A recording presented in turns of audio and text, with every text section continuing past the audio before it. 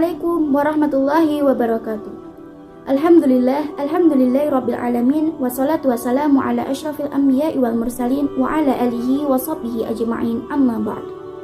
Pertama-tama dan yang paling utama, marilah kita panjatkan puji syukur kita kehadirat Allah Subhanahu wa taala yang telah melimpahkan segala nikmat dan karunia-Nya kepada kita semua. Selawat serta salam senantiasa kita haturkan kepada junjungan kita Nabi Muhammad sallallahu alaihi wasallam yang kita nantikan syafaatnya di yaumul akhir nanti. Pada kesempatan kali ini saya akan menyampaikan kultum yang bertema mengakhirkan sahur dan menyegerakan berbuka. Yang pertama, mengakhirkan sahur. Disunahkan bagi orang-orang yang berpuasa untuk makan sahur.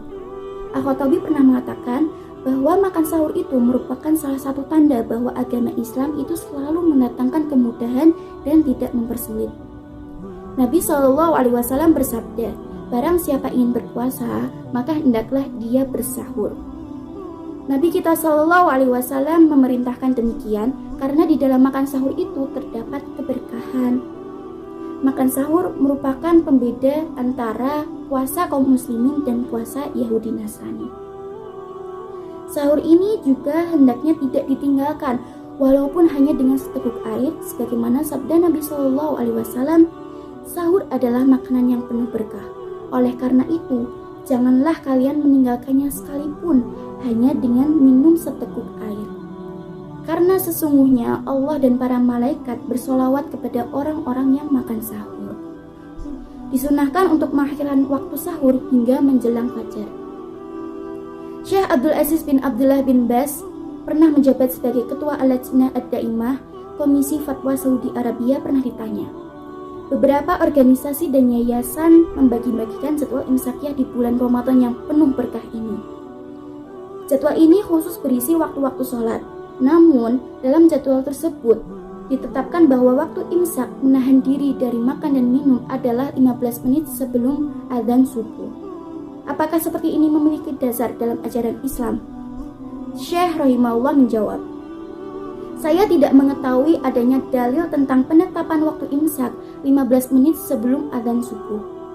Bahkan, yang sesuai dengan dalil Al-Quran dan As-Sunnah, imsak yaitu menahan diri dari makan dan minum adalah mulai terbitnya fajar atau masuknya waktu subuh.